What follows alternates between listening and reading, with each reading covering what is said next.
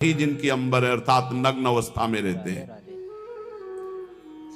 ये वर्णन करते हैं कि एकादशी व्रत को हरितोष व्रत कहते हैं। भगवान की प्रसन्नता के लिए, हरिजू की प्रसन्नता के लिए एकादशी व्रत रहा जाता है। प्रायः समस्त वैष्णव जन रहते हैं। जो रसिक जन प्रियाजू के चरणों के अनन्य हैं, उनका एक ही व्रत है, श्यामा श्याम की 8 पहर उपासना करते हुए अपने मन वृत्ति को श्यामा श्याम में समर्पित करना।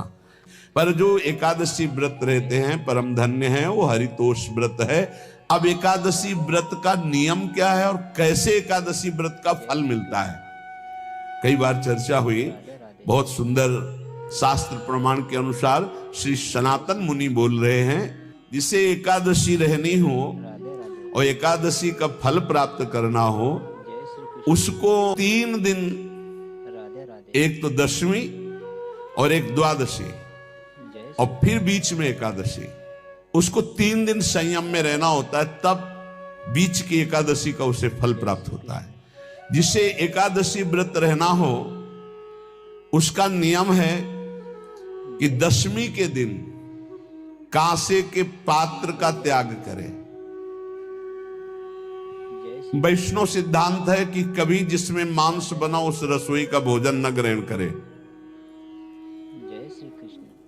मसूर की दाल, चना की दाल, कोदों और कोई भी शाक, शहद, दूसरों का अन्न, दोबारा भोजन और मैथुन, ये दशमी के दिन त्याग दे। एक बार दशमी के दिन भोजन करे 24 घंटे में, क्योंकि एकादशी रहना है।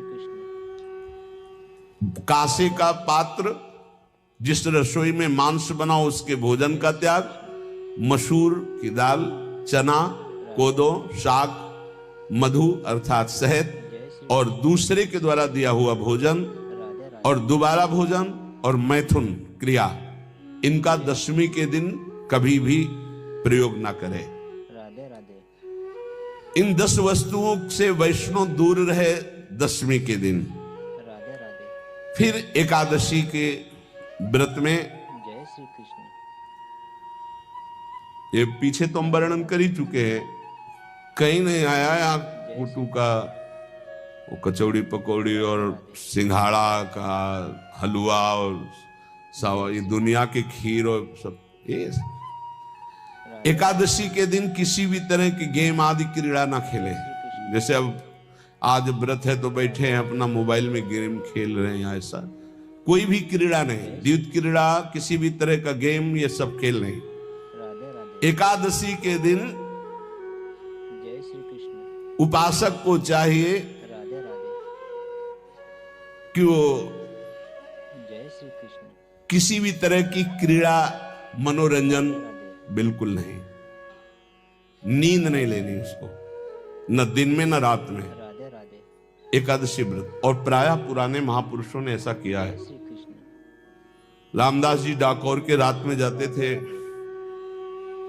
रणछोड़ भगवान के यहाँ कीर्तन करते थे जाकर, तभी तो भगवान उनके कीर्तन पर, उनकी भक्ति पर रीछ कर गाड़ी में बैठकर उनके साथ आए थे। पूरी रात जग कर कीर्तन करना, और दिन में तो सोना ही निषेध है। पान खाना निषेध है एकादशी को, बिल्कुल नहीं। जो व्रत रह रहे, वृक्ष से तोड़कर जो दतून की जाती है एकादशी के दिन नहीं। दूसरे की निंदा करना, चर्चा करना नहीं, अर्थात अधिकतर मौन व्रत धारण करे एकादशी के दिन। चुगली करना, कोई चोरी करना, वाणी से, शरीर से, मन से किसी को दुख पहुंचाना, भोग करना, मैथुन करना, किसी के ऊपर गुस्सा करना, झूठ बोलना, एकादशी के दिन ये नहीं करना चाहिए। एकादशी को एक बार कुछ फलाहार शुद्ध, अगर आपके पास कोई व्यवस्था नहीं तो थोड़ा दूध है, जल है, ऐसे आप लेकर, या थोड़ा सा फल ले लिया, थोड़ा सा फल लेकर के प्राण पोषण, एक दिन में मर नहीं जाओगे। कितने तो निर्जला एकादशी रहते हैं, हर एकादशी निर्जला। पूज्य श्री मथुरा दास जी निर्जला ही रहते थे हर एकादशी। चलो भैया आपकी सामर्थ्य नहीं तो जल 2-4 बार ले लो, एक बार थोड़ा सा दूध और फल ले लो, चल जाएगा काम, प्राणों का पोषण हो जाएगा। ये आचरण न करे, एक बार जय श्री कृष्ण कुछ आहार ले ले, वो भी शुद्ध भगवद अर्पित प्रसाद। फिर द्वादशी को कांस के पात्र में द्वादशी को भी भोजन न पावे। जिस रसोई में मांस बनाओ उसमें आहार न ले, किसी भी तरह का नशा द्वादशी को न करे, शहद न पाए, तेल के बने पदार्थ न पाए, मिथ्या भाषण न करे और बहुत शरीर का व्यायाम न करे, बहुत थकावट वाले कार्य न करे, दोबारा भोजन न करे, एक बार द्वादशी को भी भोजन पवित्र, मैथुन न करे, जिसका स्पर्श नहीं किया जाता ऐसे पदार्थों का स्पर्श न करे और मसूर की दाल न खाए।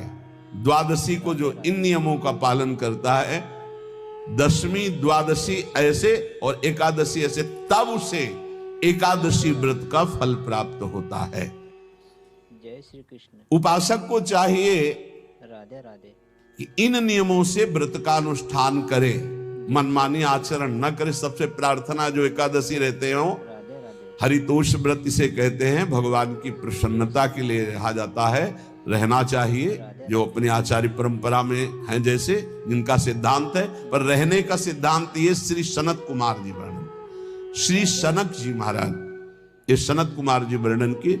सनक जी महाराज कह रहे हैं, यदि भगवान का आश्रय नहीं, सत्संग नहीं है, तो इन 4 में से एक हो तो नाश कर देता, फिर चारों हो तो सर्वनाश हो जाता है। यदि सत्संग नहीं है, यदि भगवद आश्रय नहीं है, खूब धन हो, जवान अवस्था हो, बढ़िया पद मिला हो, प्रभुत्व चलता हो और अज्ञान हो, फिर क्या कह रहा है?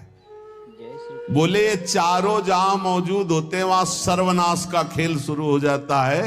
अगर इनमें से एक हो तो सर्वनाश करने में पर्याप्त है, और अगर चारों हो तो फिर क्या कहना है?